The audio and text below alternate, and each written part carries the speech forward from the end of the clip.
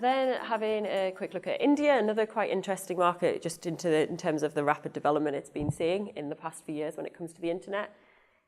The lowest on our list by quite a long way. Its penetration level is only at 34%, so that's literally a third of the Indian population have any access at all to the internet, so it's pretty low.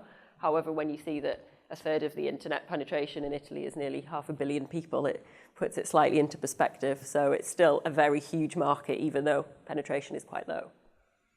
Google, again, the only real search engine to have any presence there. When it's social, it's the usual players, although again, you can see that the number of people using them percentage-wise is quite low. But it's a very social country and culture, and video especially is particularly popular. It's growing exponentially, as I've put there. So yeah, definitely a medium worth exploring for an Indian market. Another quite useful maybe tip for India is that Hindi as a language online is expected to outgrow English by 2020. It's been kind of accepted for quite some time that English is kind of the de facto language to target India, that a lot of Indians speak it as their first language and they're quite happy using that, which is still true to an extent. However, now that more people are becoming online and it's reaching more rural areas, that level of English isn't so high, and for people to actively be able to access content, make purchases, make decisions, they're going to want content in their own language. There are obviously many different Indian languages, and it's very unlikely that most businesses could target all of them or many of them, but certainly if you're going to do one, it should be Hindi. There's also a very big divide between the rural and urban areas. So while it's growing, it's the main focus of all the internet activity is in the big cities, and it's also mainly men, although again, things are changing. In most cases, it's men who own the phones, it's men who have the access to the internet, and targeting women online is still quite difficult. Another Asian market, South Korea. This has a slightly different outlook than we see for India. Very high internet penetration, and it's a market that's been a very mature internet market for quite a long time. It's also one that has a different look to we see in most of our countries and most of the European countries, in that Google doesn't hold that top spot.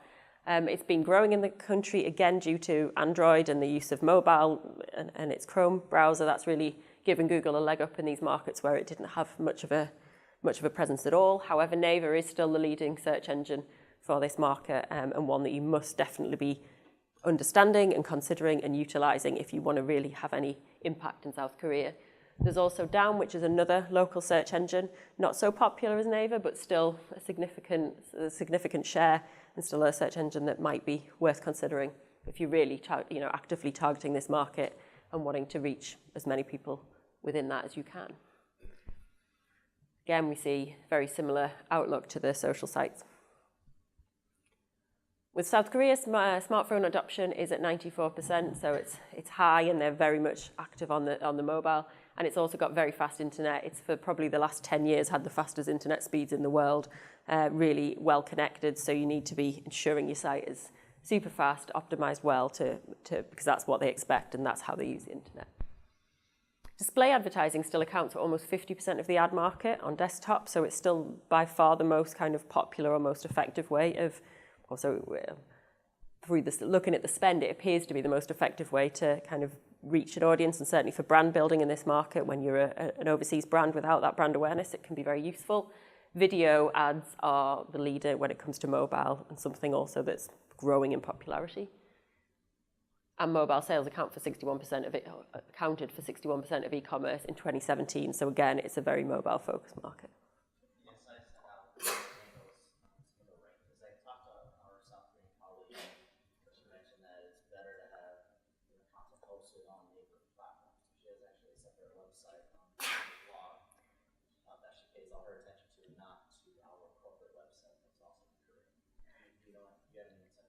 Yeah, so we definitely know that in terms of Naver, how it works as a search engine is quite different to Google in that it does have all of its own products. So it has, you mentioned there, Naver Blog, I think, and then there's Naver Cafe, which is like a forum.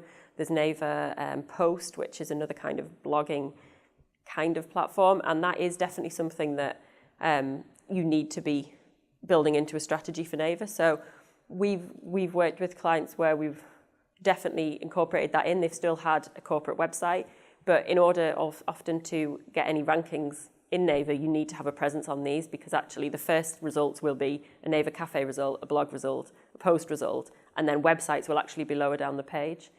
So if you've got exactly that really, if you've got a presence on those platforms for the relevant keywords and also for your brand, then you're more likely to get visibility there. So yeah. China, so this is another market always worth talking about because again it's a little bit different and we don't just see the usual players. It's again a fairly low internet penetration percentage-wise, but yeah, nearly 800 million people, so not small in terms of numbers at all. When it comes to search engines, Google doesn't even make the list because it is still pretty much banned in the country. It has been since 2010, and yeah, basically there is no Google in China, and no point in even attempting to do any work with Google for a Chinese audience because they just won't see it. In fact, it's Baidu who is the leading search engine. The stats for this always vary, and it's quite difficult to get exact numbers, but yeah, it looks around, at the moment, it's around 80%, so that's a huge, huge share and without a doubt a vital search engine to be considering. There's also two others, which are Shenma and 360 Search, which don't have huge levels, but again, when we're talking about 3% of 800 million people is quite a lot. So while the percentages are small, the actual numbers that you can reach are pretty big. Social media has the same problem in that most of the all of the big Western players like YouTube, Facebook, Instagram, Twitter are all banned in China, so you won't find any Chinese people using them. Instead, it's WeChat, which is, again, the most popular. It's hard to call it even a social media platform or a network because it's pretty much everything. It's referred to often as a super app because it literally does everything. It does the same as Facebook and Twitter and videos like on YouTube. It also is a payment option. It's a way to share. You can share things with friends. It's a banking option, and most people pay now via WeChat online and also in stores. So most Chinese people, and certainly in the younger generation, will be active on WeChat. So it's a huge opportunity to investigate more if you're targeting China, how you can advertise on there, how you can build up brand profiles on that platform. There's also Qzone, Youku, and Weibo's another one that's not quite on this list, but they're all local. Youku's a video platform. Qzone, Weibo are also like social network sites, all very popular, all highly used by brands because Chinese users are really keen to engage with brands, especially international brands, again, to do with prestige, to do with wanting something different, a bit more exotic to what they're used to. And a lot of them in the bigger cities do have quite a lot of disposable income as well, so we're prepared to pay for goods. So by being a brand on these, by showcasing what you can offer and interacting with them, it can be a really good strategy to help build awareness and drive sales in China. So as I mentioned, Shenma and 360 shouldn't be discounted, even though their share is relatively small. Shenma is actually a Alibaba-owned mobile-only search engine. I think over 80% of search traffic in China is on mobile, if not more. So it's pretty much all mobile. Therefore, a mobile-only search engine certainly makes sense. And again, it's about being optimized well for that platform. E-commerce, again, it's different to, there's no Amazon and eBay popping up. It's local platforms, JD, Taobao, two of the most popular ones, but there's quite a few other ones. And there's also, Alibaba has a very big B2B e-commerce platform as well that has been around a long time and is very well used. And yeah, payment methods, again, it's going to be very different to any that you use in Western markets. And WeChat and Alipay are the most popular payments, and you would absolutely need to offer these on your website if you're targeting China. And then finally, we just have a quick look at Japan, because this is a market that has been, again, quite mature, certainly for the Asian region, one of the most mature markets for a long time, so very high internet penetration, as you can see there. And also a slightly different search landscape. So Google is still the leader by a major amount of search share. However, Yahoo Japan is still quite a significant player.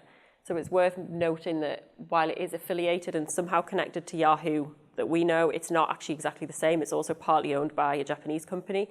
So it's a separate entity and focused entirely on the Japanese market. And yeah, not as popular as it used to be, but still has some significant reach, still very popular with a lot of Japanese users who are very familiar with it. So something to consider if you're active there. Again, you can see the device shares. And interestingly, on mobile even, Yahoo still takes a fair chunk of the share, which certainly looks different to many of the others we've seen, even when there's other search engines. Google seems to be winning the mobile battle, not quite so much here. Interestingly, Twitter is more popular than Facebook in Japan, which we don't see in most markets now, and Twitter seems to have been dwindling in many countries, but not in Japan. It's always been one of the most popular networks and one of Twitter's biggest markets outside the kind of English-speaking markets, and that remains the same. Facebook is there, but not as much. And actually, Facebook is seen as a professional network rather than a social network. That's partly Japanese culture in that they're not that social in general. You know, a lot of their interaction is done in a very professional way anyway. However, Facebook is more kind of their LinkedIn than perhaps we would use it for more, you know, personal use. It's the third biggest market globally for e-commerce, so it's still pretty huge in that respect, although they can be quite reticent about buying overseas goods. Again, they're very like to know exactly what they're getting. They like to be very sure on quality and also on the brand values of who they're buying from. So that's something to consider, you know, how important branding is if you're targeting Japan.